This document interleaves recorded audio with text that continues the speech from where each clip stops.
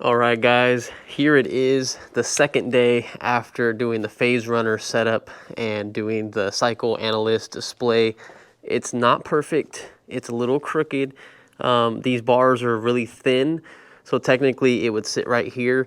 This display comes with two different options. You could do the handlebar mount, which does not fit. Maybe it may fit over here, so I was thinking about maybe trying to move it, but I like the wires being in the middle. It looks cleaner. So I'm gonna try to figure out something. I got some skateboard belt wrapped around here, but it's kind of uneven. That's why it's crooked. And then there's another mount that you can put right here that goes into this bolt. So I'm thinking about doing that because I wouldn't mind having the display right here. I have my phone up here. I'm gonna put it up here anyway. It's not up here yet. But the front looks pretty clean. Got rid of all the old controller setup and everything like that. These are the brake sensors, which we removed those. We don't need those anymore. I thought about unscrewing them from the brakes, but I feel like I'm just gonna leave it. Nice clean setup. This is the same stuff I used on my Super 73. I need to get a little bit more because I want to start it up here and go here.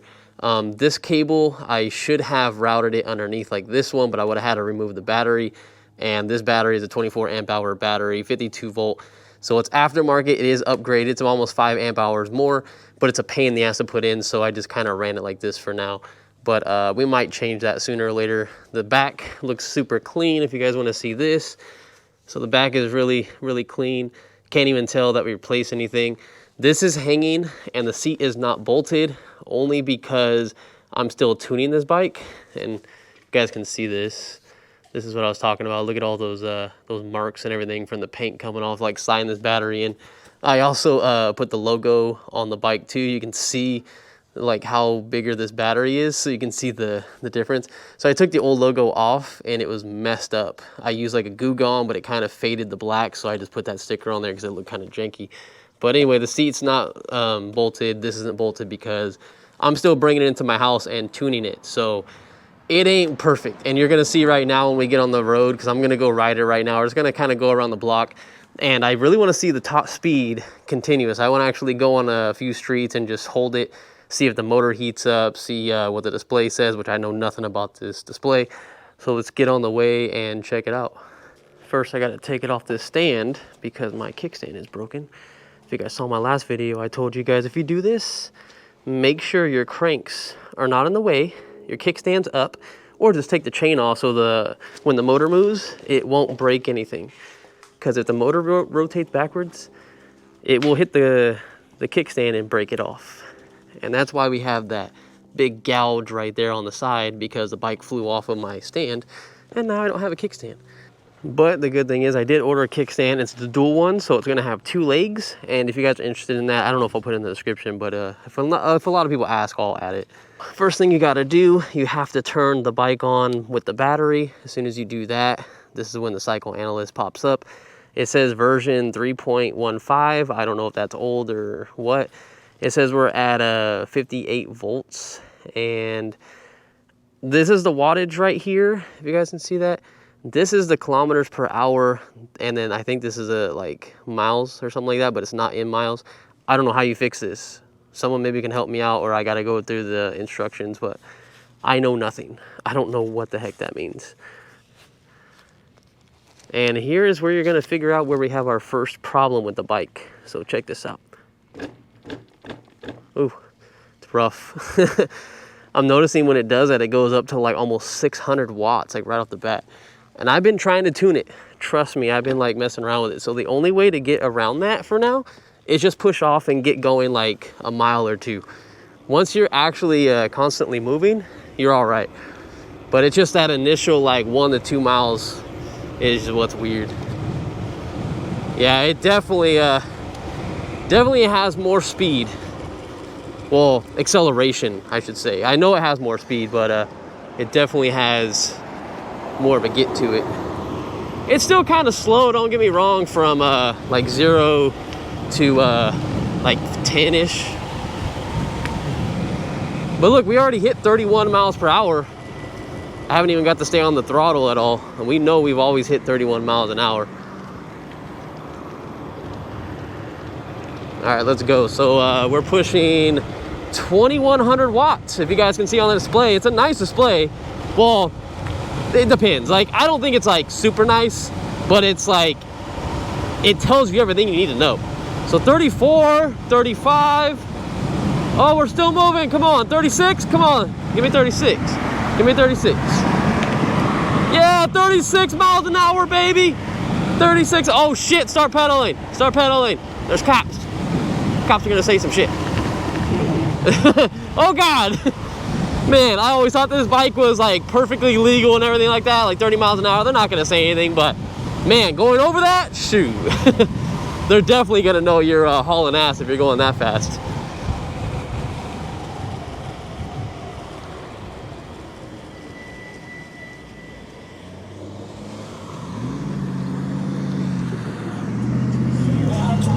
So see how we didn't come to like a full stop right there and I just kind of got on the throttle?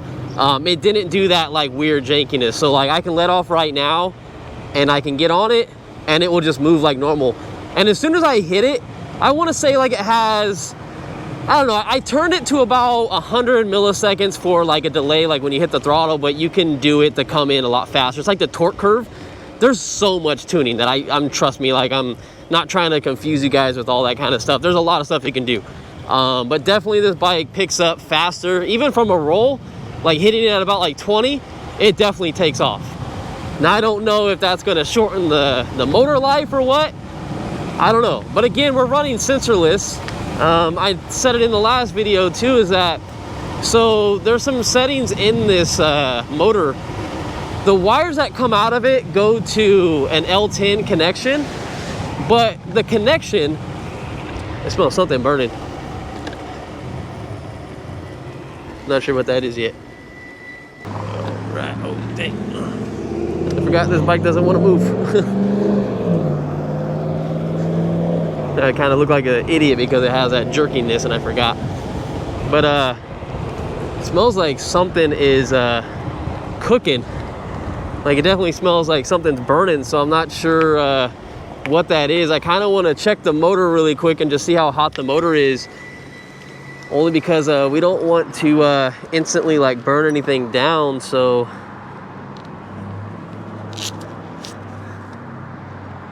No, the motor's nice and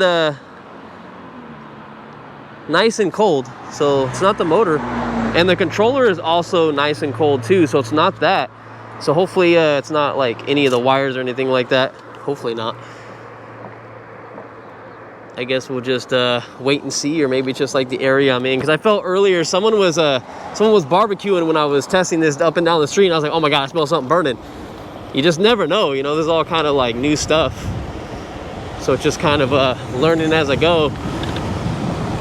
And since we've been sitting on the throttle for a very long time, I mean, it is a little worrying. I don't know if we're gonna hurt this motor or not, but that's why I'm kind of doing these tests. So if you guys want to hold off on buying the stuff, you guys can. There's no discount code, no nothing. It's just you guys want to buy it, you guys can buy it. Oh, it's bumpy. So it's not terrible though. I mean, doing 35 miles an hour, well, technically like 35, 36. It's not bad.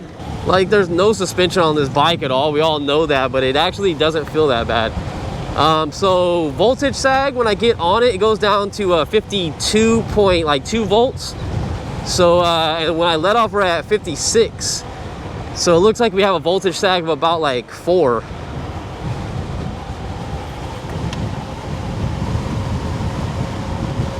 But it feels like it's performing well still. No problem with it.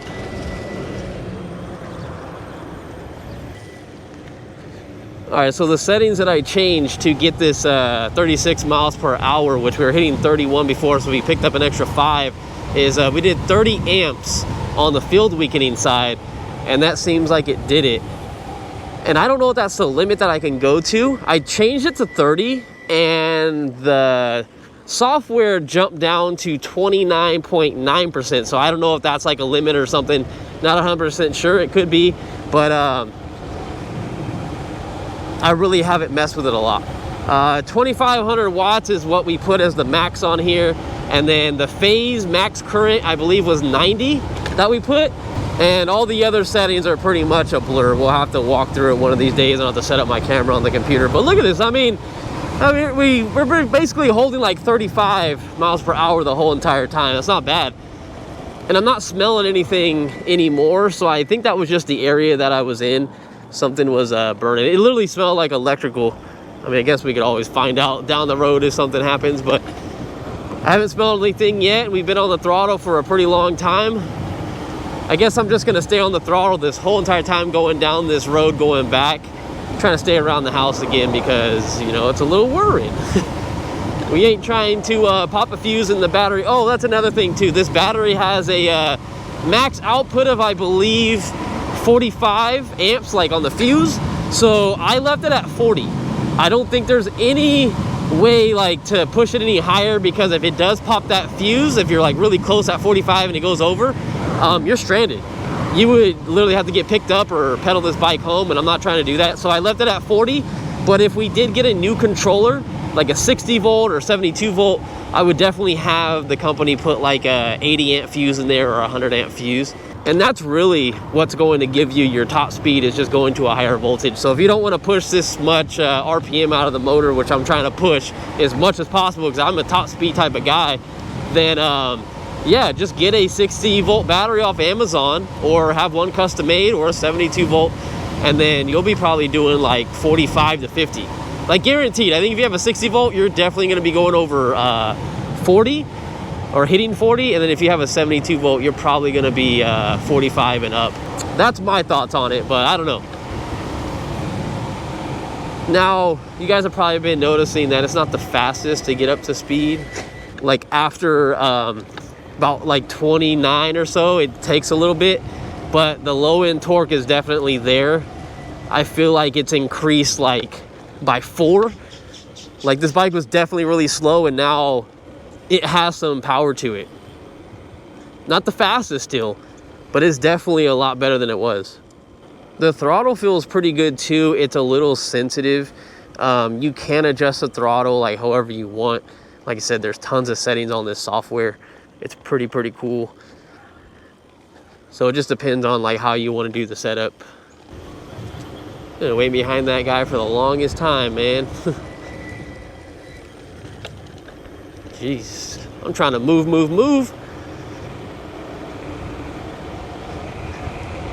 Now I am very happy that this display, hold on, I'll pull over here for a second so you guys can see. This display tells you the voltage, the wattage, the miles, which I need to figure out how to change that. I really want the mile per hour on here.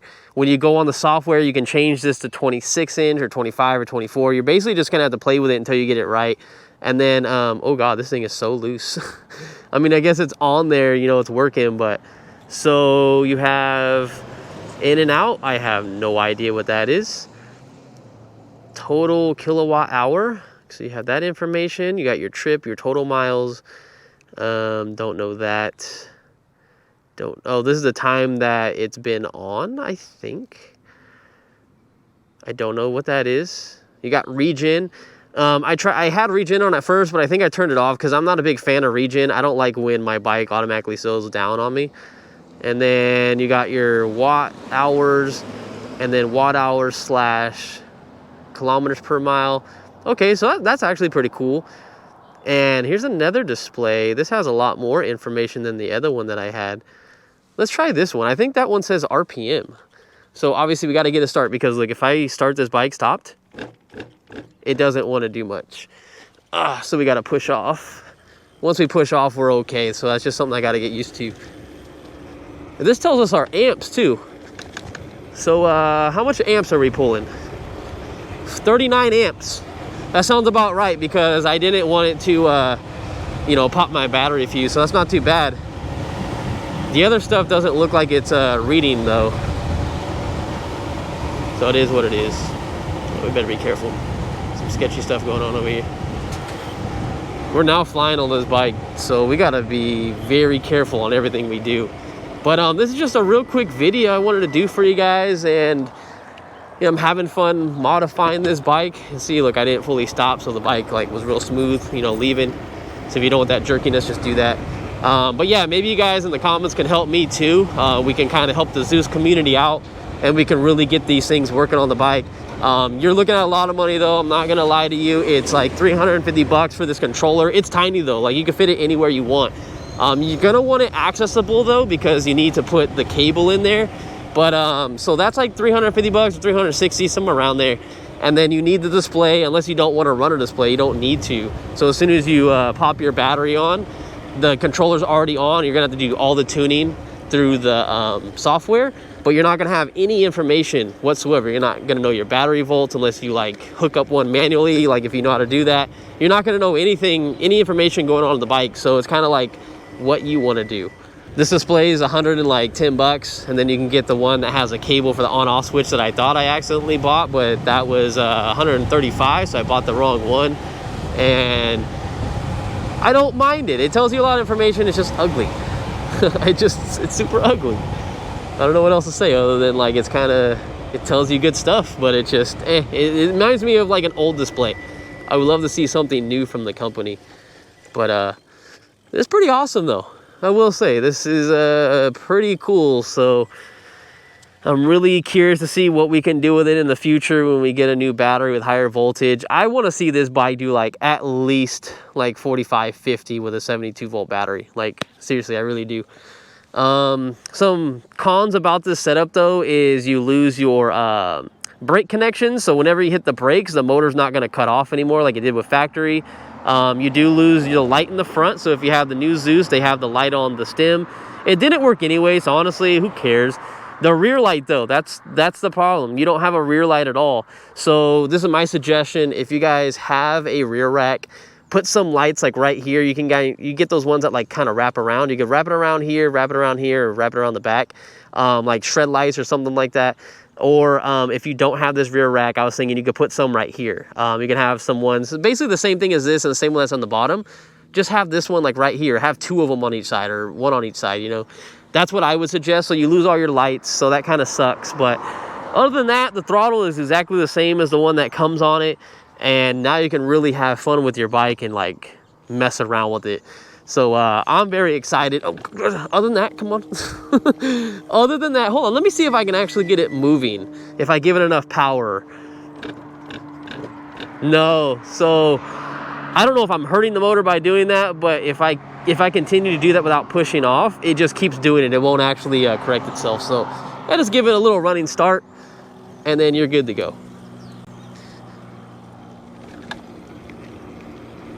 And another thing in the settings, really quick, if you do get this and you do the auto tune setting, I did auto. I didn't know how many poles were in this motor. I couldn't find any information on the ZOOZ motor, but I just left it at what it was. I think it was like 24 poles or 23 poles.